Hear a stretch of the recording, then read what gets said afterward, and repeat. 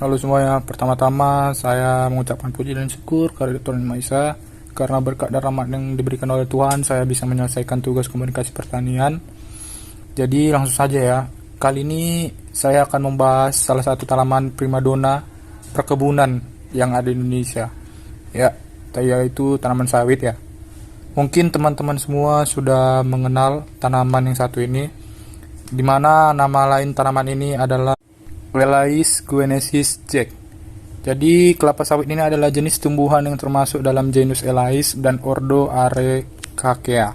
Tumbuhan ini digunakan dalam usaha pertanian komersial ya, untuk memproduksi minyak yang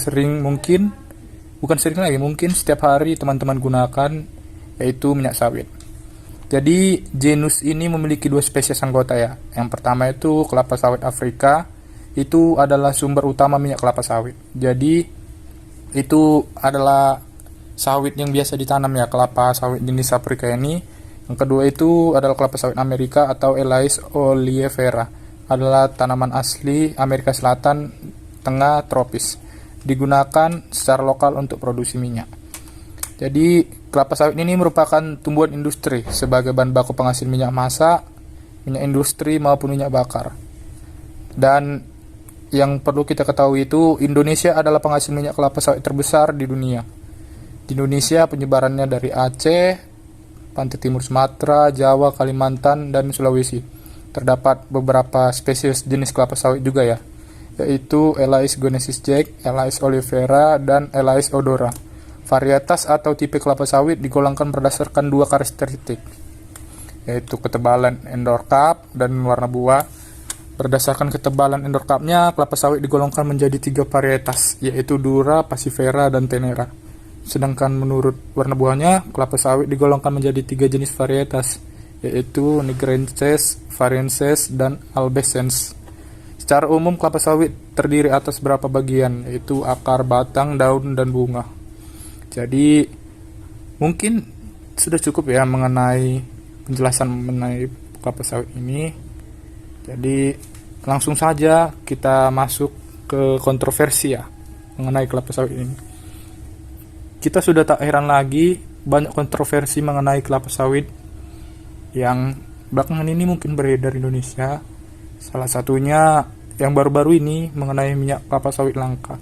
Padahal kita tahu perkebunan kelapa sawit di Indonesia itu bukan kecil. Bahkan tadi sudah saya jelaskan, Indonesia itu adalah negara dengan komoditas kelapa sawit terbesar. Bahkan pada data 2020 ya, mungkin data ini sudah agak terlalu ketinggalan. Itu jumlah luas kelapa sawit atau perkebunan kelapa sawit di Indonesia itu adalah 8,9 juta hektar ya. Kalau dipikir-pikir dengan luas segitu sudah lebih dari cukup untuk menghidupi masyarakat Indonesia sendiri. Tapi pertanyaannya tadi, kenapa bisa minyak goreng itu langka? Ya, jadi langsung kita bahas saja ya. Menurut beberapa artikel yang saya baca dan mungkin dari media-media seperti televisi, media-media cetak online maupun dari komen-komen ya atau pendapat para ahli, alasan minyak sawit itu langka ya salah satunya adanya penimbunan ilegal ya oleh oknum-oknum yang sengaja menimbun CPO kelapa sawit agar kedepannya dijual ke luar negeri dengan harga yang lebih tinggi. Menurut saya juga sendiri permasalahan mengenai minyak kelapa sawit ini ya, itu seperti politik gitu ya, kalau menurut saya politik yang membuat para petani sendiri, apalagi masyarakat itu menderita. Padahal kita tahu sendiri sawit di Indonesia itu nggak langka-langka loh. Mungkin tergolong banyak, tapi kalau kita tahu juga harga-harga sawit itu yang dalam bentuk sipu itu bisa berkisar naik turun, kadang di atas melunjak, kadang juga di bawah.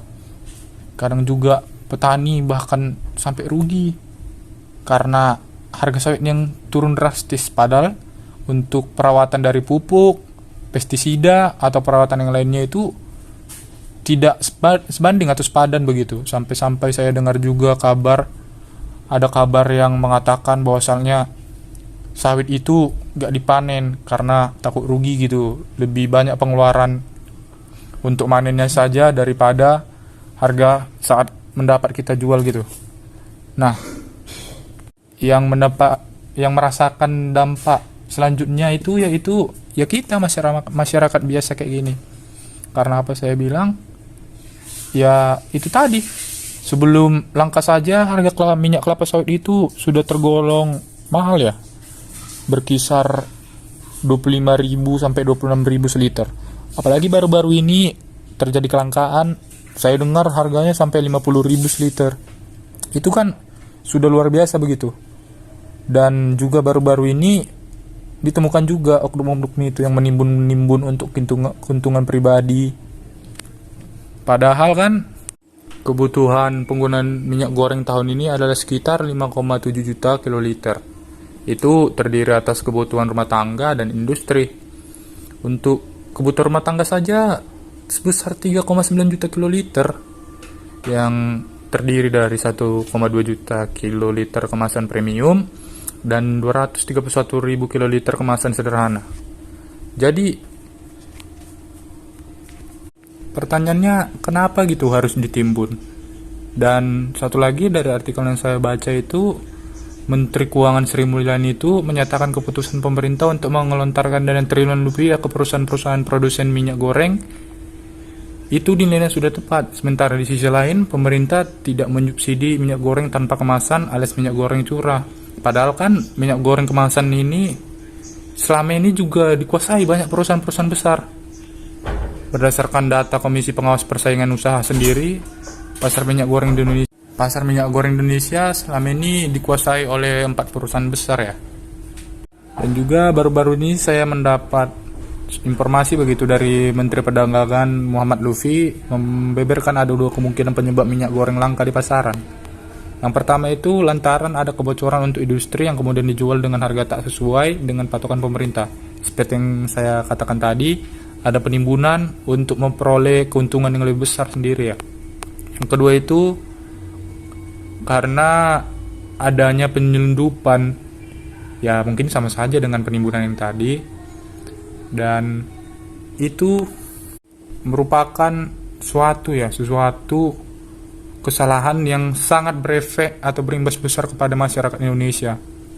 Jadi menurut saya sepatutnya pemerintah sudah mengambil tindakan tegas ya mengenai permasalahan minyak goreng ini, terutama di bidang kelapa sawit ya.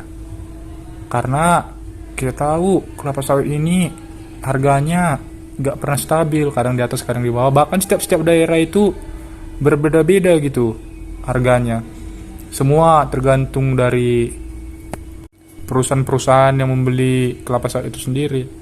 Dan untungnya baru-baru ini pada tanggal 1 Februari 2022 Kementerian Perdagangan itu menerapkan kebijakan HET atau harga eceran tertinggi. Harga minyak goreng curah itu diperkirakan atau ditetapkan dengan harga 1.500 per liter.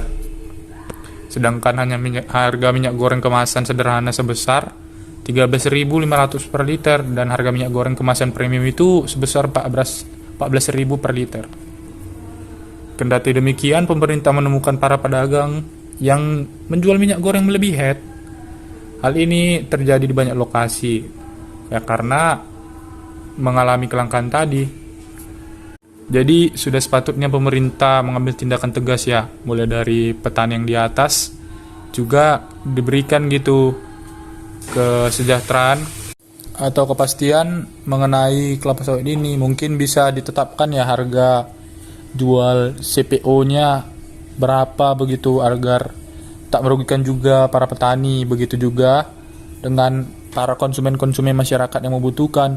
Karena kalau udah dari petaninya aja bermasalah, mengalami kerugian, pastinya nanti para masyarakat juga berdampak imbas yang sangat besar gitu. Jadi menurut saya sudah saatnya lah pemerintah mengambil tindakan tegas. Jadi demikianlah podcast atau materi yang bisa saya sampaikan. Mungkin kawan-kawan merasa ada gitu yang kata-kata yang kurang atau tidak benar, saya mohon maaf karena Saya bukanlah seorang pengamat yang berpengalaman atau mungkin seorang yang terlalu ahli begitu di bidang permasalahan kelapa sawit ini. Lika-liku kelapa sawit inilah yang terjadi di Indonesia ini. Jadi saya ucapkan terima kasih juga kepada teman-teman yang mau mendengarkan. Terima kasih juga kepada dosen yang telah memberikan tugas ini kepada saya. Saya juga berterima kasih ya kepada Tuhan Yang Maha Esa karena bisa menyelesaikan ini tanpa ada halangan. Terima kasih atas perhatiannya. Selamat sore.